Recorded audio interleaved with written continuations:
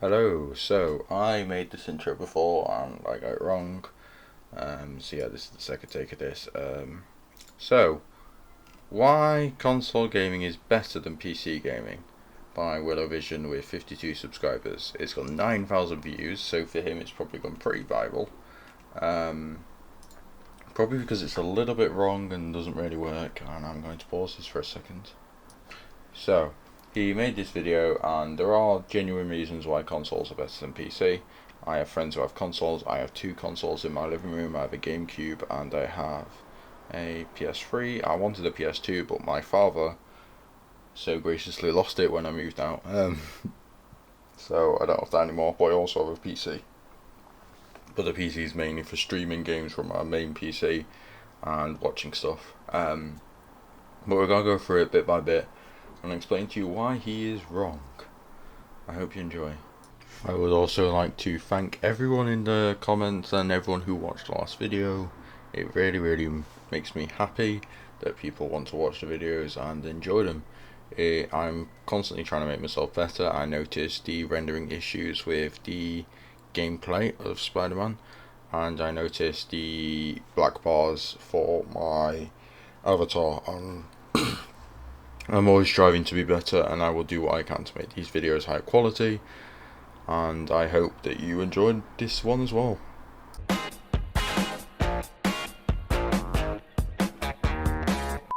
Hey there YouTube and welcome to WillowVision. Today I wanted to talk about one of the most important topics in the gaming landscape, which is gaming on a console versus gaming on a PC. In the long history of video games, the debate between the console versus the PC as the best gaming platform now stretches back decades. With the broadening of the gaming market due in part to the release of runaway console success stories such as that of Nintendo, PlayStation, and Xbox brands, and the centralization of PC gaming under Steam, more people are playing games than at any other point in history, and consumer data reveals that this trend will only continue in the years to come. As the base of players grows, the debate between the consoles has only intensified. Many of us have become familiar with or even on the receiving ends of monikers such as Sony Pony or Xbot, these titles being hurled towards the opposing trench lines in the perpetual console wars. But the debate between the console gamers and PC gamers has similarly raged. Before I continue, I want to make a quick disclaimer. This video is part 2 of a 2-part series where I discuss the pros and cons of console gaming and PC gaming, because I want the average consumer to have a better idea of what each platform brings to the table instead of simply hearing one side of the discussion. I still game on both platforms myself, and both of them have their advantages and their disadvantages when compared against each other. So think about this question: what makes PC gaming or console gaming better to you? And let me know in the comments. I'd love to hear what you have to say.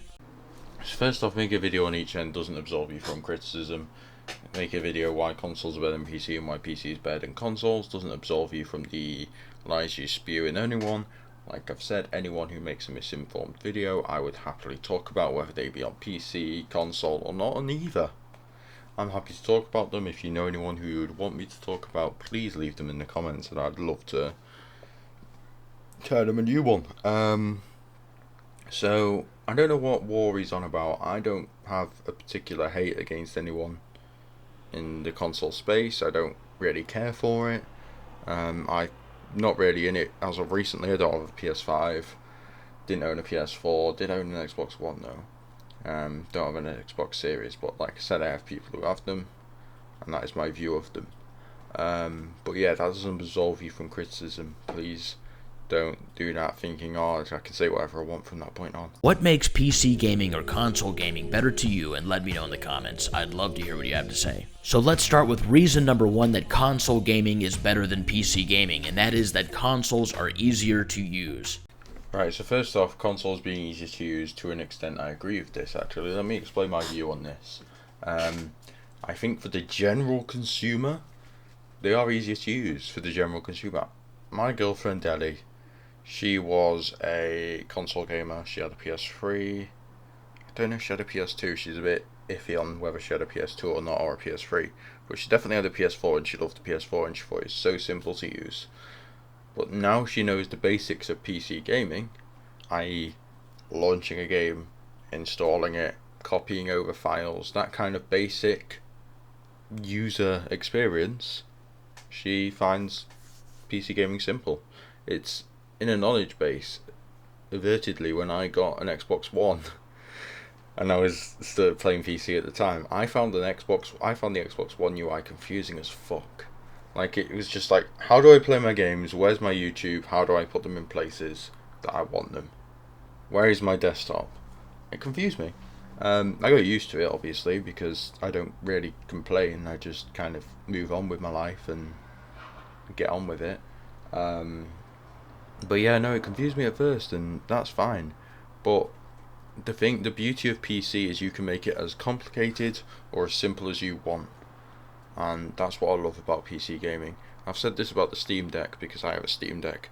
The Steam Deck has a Steam UI that is console-like. That is as simple as you can get. You run a game, if it runs, it runs, if it doesn't, it doesn't. Simple. But it's as complicated as you want. If you want to go into emulation or changing game files or whatever, it can be as complicated as you want it to be. That is the beauty of PC. I think there are benefits to simpler. Basic example is Apple. A lot of Apple hardware and software is very, very simple to use, but very limiting in the same way. Your hardware that you have with a console isn't yours at the end of the day, because you can't really change it that much. Whereas when you buy a PC device, that hardware is yours. If you want to be simple with it, you can be simple with it. You know? That's what I love about PC gaming, and PCs in general. Kalashnikov, designer of the AK-47, once said, "All that is complex is not useful, and all that is useful is simple." And when it comes to consumer electronics, setting up a video game console is one of the easiest things to do. When my Xbox arrived, I opened it up, plugged the necessary cords into my television, went through the process of accessing my Wi-Fi and logging into my account, downloaded the necessary updates, and used my free subscription Xbox Live. I accomplished all of these things in roughly 2 hours before I was able to begin downloading my first game. This is just not... Now, I've heard this, and let me explain to you how I first use a PC. Because my girlfriend, Ellie, recently built one, like I said. Well, when I say recently, she built it in about February of 2022. This is now like end of August, so it's been a while. But I'll also explain to you the situation that I went through when I've built all my PCs. Now, it's the same, it's simpler even if you buy like a pre-built. But I'll go through the basic steps. If you buy a pre-built, you'll probably have Windows on it. So what you do is you plug in the necessary cables, like he said. You turn it on. You update it. You then download Steam or whatever platform you use and download the games and play them. Basically what he said. If you're building your own PC, you get a copy of Windows. You literally the simplest thing ever. If you can't install Windows, there's no help for you.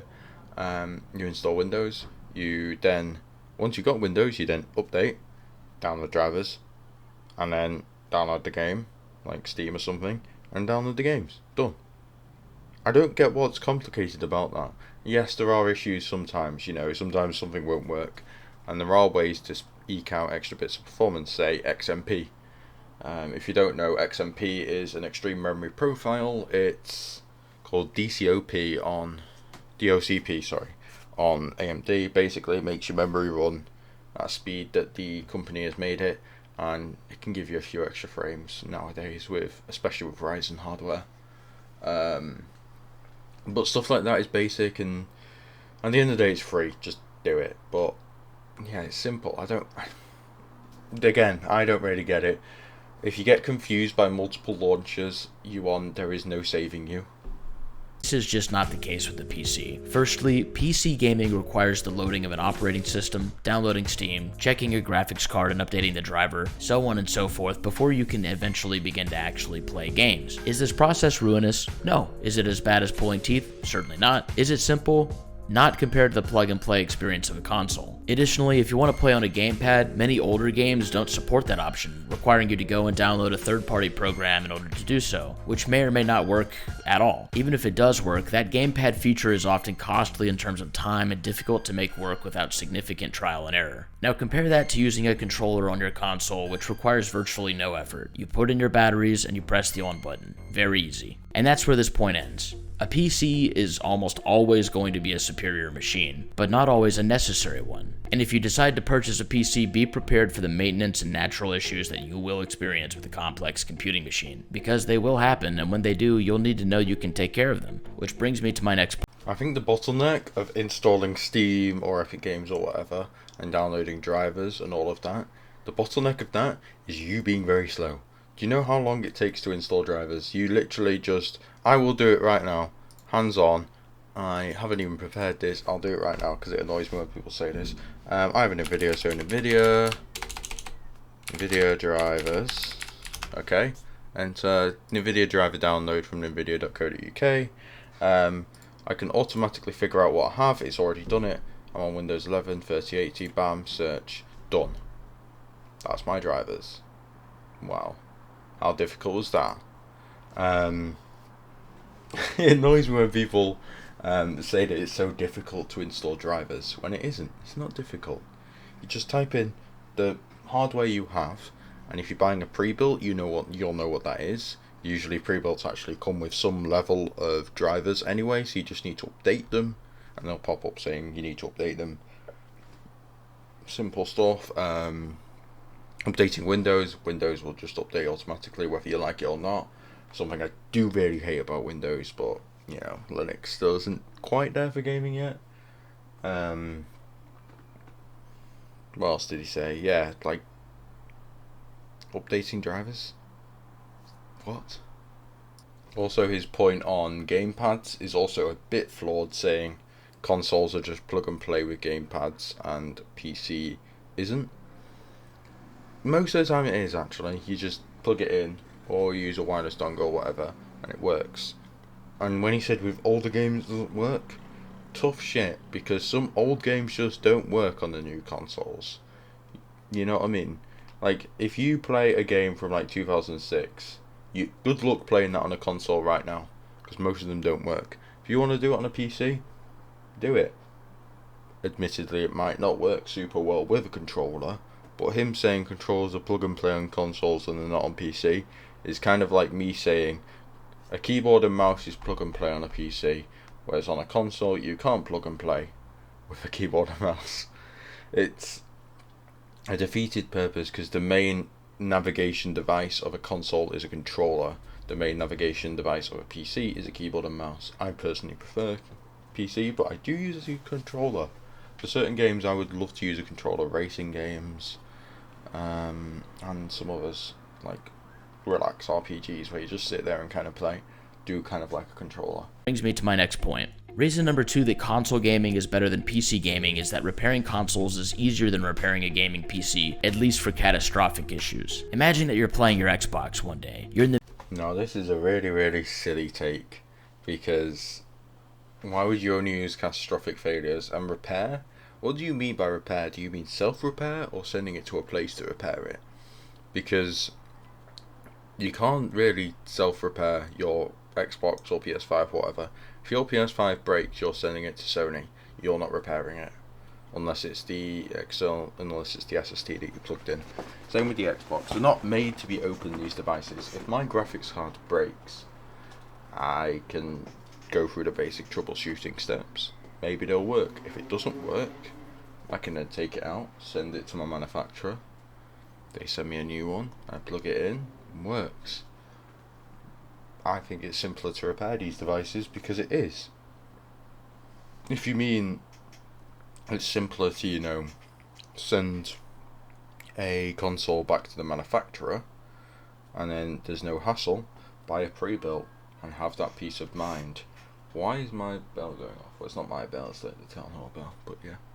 lightning reflexes are your advantage in defeating your terrible foe. Just as you raise your weapon to deliver the mortal strike, your console turns off. You try to turn it back on to no avail. You do everything you know to do to fix the problem, but you just can't do it. So what do? Simple. With a gaming console, you can call Microsoft and have your console shipped to them for repair services. The repair services that console makers provide come straight from the source. You don't need to find a specialist, you just need to send it to one place 99% of the time. And given the market pressures to provide stable, functioning consumer electronics, whatever company made your console will usually do whatever it can to get your product fixed. PC gaming manufacturers are a completely different different story. Gaming computers are made by a myriad of companies, the overwhelming majority of whom don't have to operate under the same level of market pressure as Sony, Microsoft, or Nintendo because they aren't as well known. A lot of gamers that aren't really familiar with the PC can't really tell you the difference between Nvidia's graphics cards versus AMD. With consoles, this information simply isn't as pertinent as it is for PC gamers. But let's say you have a problem with your gaming rig.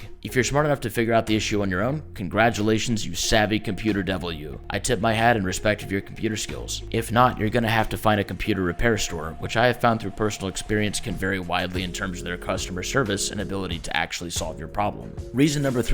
Now, I have some first-hand experience with this. My dad's first PS3 broke.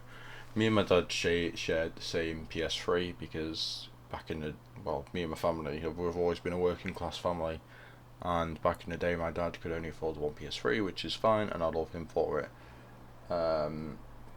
It broke one day. This was after about 3 years of use. It just had an orange light and just didn't turn on. So we contacted Sony. They said, "Oh, this issue is not fixable. Please buy a new one." Bye. And that was it. That was their repair. I had another friend who had a Red Ring of Death on his Xbox. Within the first year of having it, he sent it back to Microsoft. They came back to him and said, "Sorry, we can't fix it. Give us your money. We're not giving you your money back." Yeah. So I don't think that ever works, because I think console manufacturers don't really give a shit what you think. I also have another story of one of my friends who paid, I think Sony, because it was within warranty, he paid, I think it was £60 for it to be repaired, and this was his PS3 days again, and they didn't fix it. They said they couldn't fix it, and they returned him the broken console. So, simple repairs, I press a button, send them £60, and they don't fix it. It is quite simple. I agree to an extent that some PC manufacturers are less known to an unknown audience. You know what I mean? Like Asus, Gigabyte and Zotac and all of that won't be as known to a community who don't know about PC items. That's fine. The way I would say you would fix having issues, sorry about the chair, is actually buying from reputable manufacturers like Asus, like Gigabyte, but Gigabyte have had issues recently. Asus have always been quite good to me. Zotac's always been quite good to me. Palette hasn't been quite good to me. And it's just reading reviews, and like everything, just read reviews, Google it, figure it out. And most of them are pretty good return policies if they're a good company. And it's that simple, really. Now, I don't know what computer repair stores are like in the Americas or in the Europes that aren't UK. I've been to one computer repair store, and this is when I had a water-cooled system. He looked at it and he went, "I'm not fixing that, it's got water in it." And then when I removed the liquid, he what was it? Yeah, it was a motherboard, and it was a Ryzen 1700X. If you don't know what a Ryzen 1700X is, it's a CPU and it doesn't have any graphics inbuilt. But the motherboard had a VGA port. Was it a VGA? It's either VGA or HDMI. And he plugged it into the port, and I went, "That's not going to work." And he went, "Why not?" And I went, "Well, the Ryzen 1700X doesn't have any video out. It doesn't have a graphics chip in it." And he said, "Well, it's got a VGA port or a HDMI port." And I went, "That's the motherboard, that's not that." We waited 4.5 minutes, and he went, "Let me plug a graphics card in." Plugged it in, worked fine. The issue originally, I figured out the original issue myself. It was a mounting pressure issue on my custom water block. It was a mounting issue. I solved it later on in my gaming life. It took me an extended period to figure out what it was. But yeah, it was a mounting pressure issue. And that got fixed and sorted. And most horror stories that I know from PC gaming are people taking them to a PC manufacturer and not just Googling the issue themselves. Most issues are software issues, and there is no excuse to not use Google. It's a great resource, it's really, really simple, and I think it solves most of your issues. Just consult Dr. Google, and then you'll be working fine. But yeah, I think for the general purpose of people who don't know anything, I guess you could kind of give the point there, but you can't, because from my own experience, which is anecdotal, obviously, but which is anecdotal and not really super relevant, but it's anecdotal, but I've never seen it work, so. Number 3, that console gaming is better than PC gaming is that consoles have first-party exclusive games. If there is any reason on this list that die-hard console gamers should be able to use as solid ammunition in the debate between consoles and the PC, it's that the PC gaming experience, going solely by the games which are released on PC, simply does not offer the fabled lineup that it once held the title for. Microsoft has Halo and Gears of War, Sony has The Last of Us and Uncharted, Nintendo has Mario and The Legend of Zelda. All of these games have sold millions of copies and are even revered as some of the greatest games ever made. Sure, the PC has been the home of some fantastic series over the years. Crowbar swingers stand at attention. But without first-party developers, the PC gamer doesn't benefit the same way that consoles do in terms of exclusive games. While Microsoft has been making their games more available to PC consumers, Nintendo and Sony don't appear to have any plans to do so. This video shows its age a little bit here because he was talking about that Sony haven't released their games for PC, which they are doing now, which is great, and it's a great step forward for gaming in general.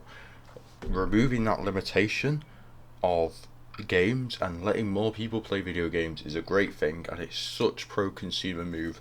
Well done, Sony. Do not care what these other people are saying, like JTech, that it's bad. I wholeheartedly agree that it's a great move. But moving on to the point, what do you mean by first party exclusives? I will check Google to explain it. So in this term it says, in the video game industry, a first party developer is part of a company which manufactures video game console, develops exclusively for it. So that would be Sony, Game Studios and etc. This doesn't really make much sense for PC because there is no overarching company making your device.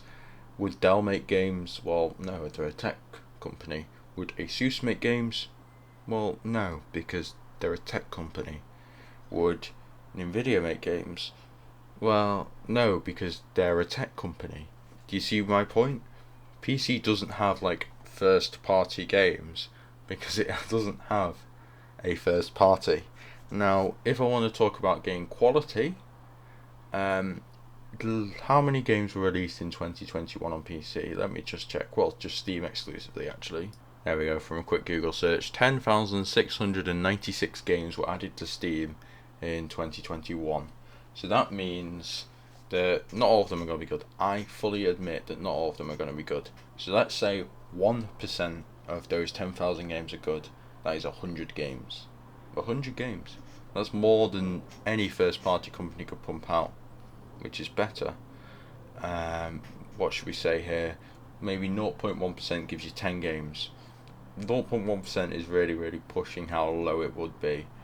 I'm going to take this moment to shout out some obvious third party games, because it's PC, that I love and are PC exclusive. First one is BeamNG. This is a soft body physics simulation. All my friends want to play it. It's so fun to crash cars when the simulation is so detailed.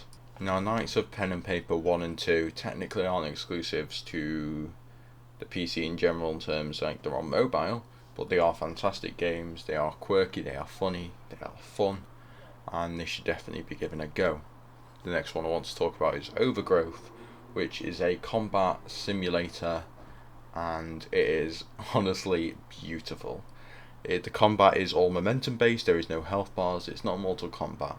So it's all momentum based, and there are elements of parkour in it. The story isn't that great, but it's a great way to spend a few hours wasting time on some fun. Next one I want to talk about is Medieval Dynasty. The way I describe it is Animal Crossing with dysentery. It's a medieval build your own town, and I've spent many hours on it and I absolutely love it.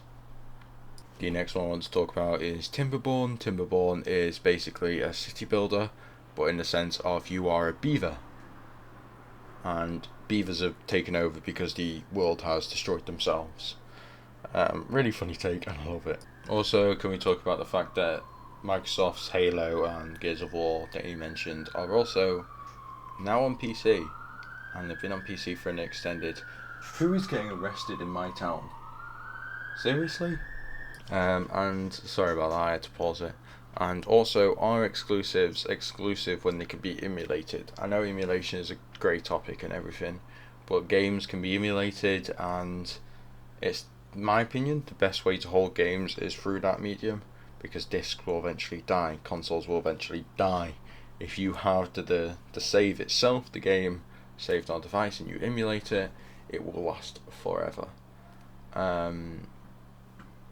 Consoles like the Wii U, there are a couple of games people want to play on the Wii U.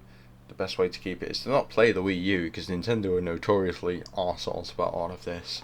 The best way to do it is to emulate it.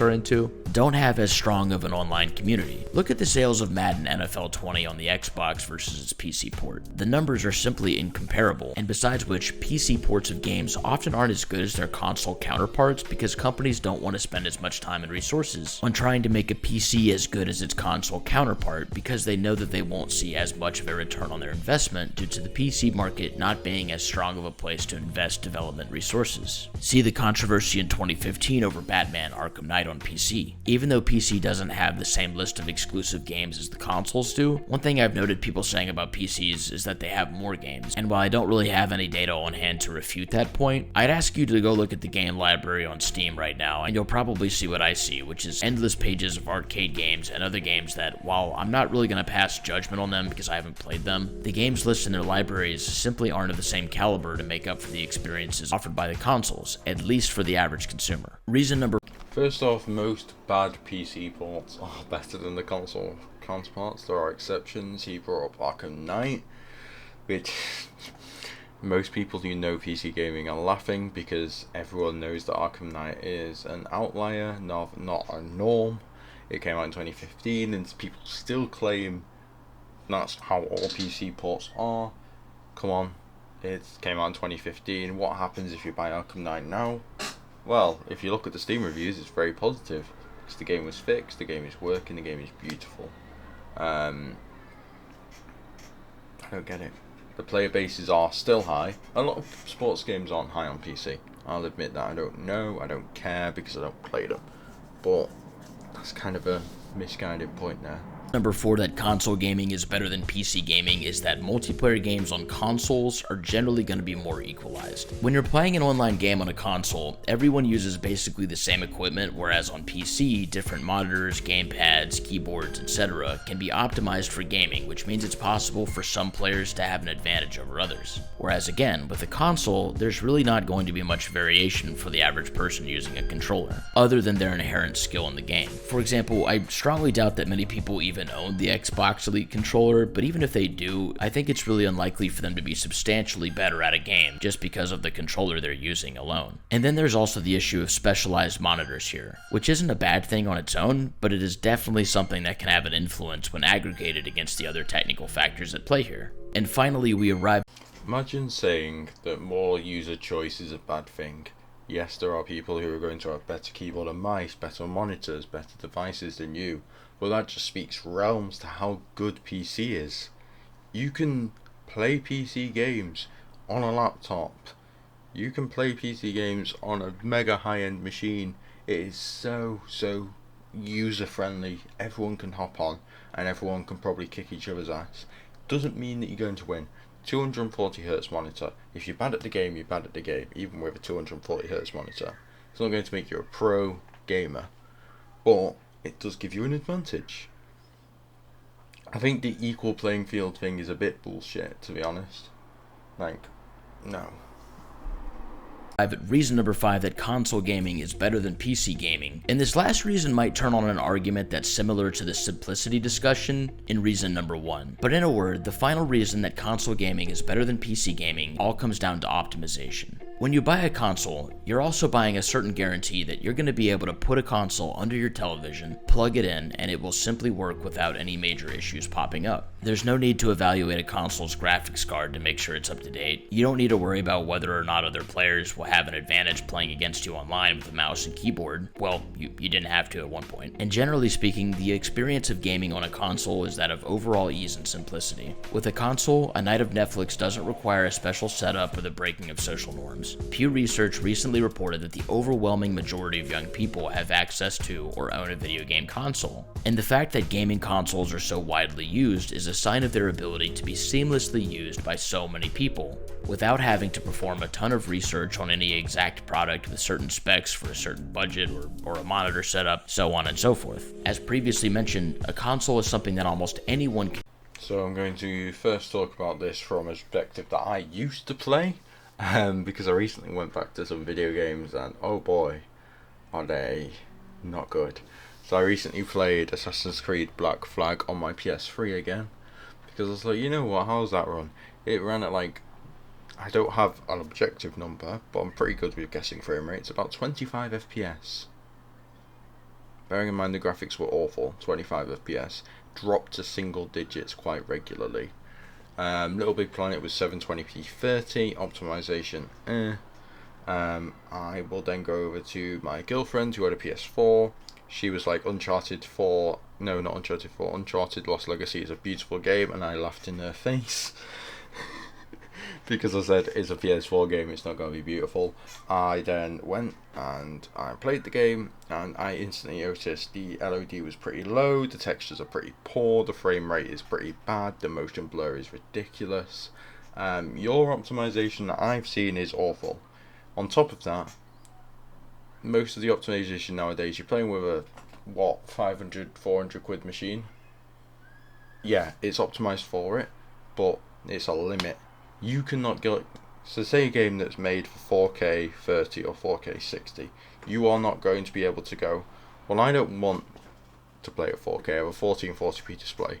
I don't want to play at 4K. Can I play at 1440, 120 FPS, or even over 60?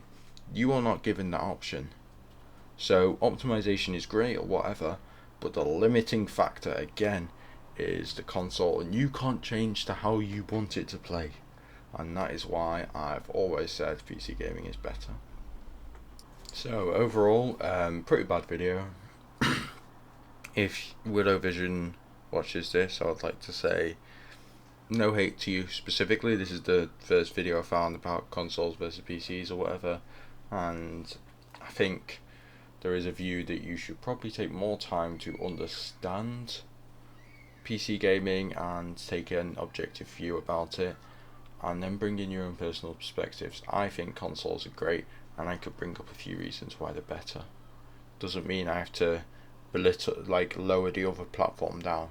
I think PC has its benefits, I think consoles have its benefits, but the points you were giving were kind of a bit crap. I know I'm late on this comeback, it came out in 2020, I'm here 2022, but this still gets recommended to me, so I viewed it.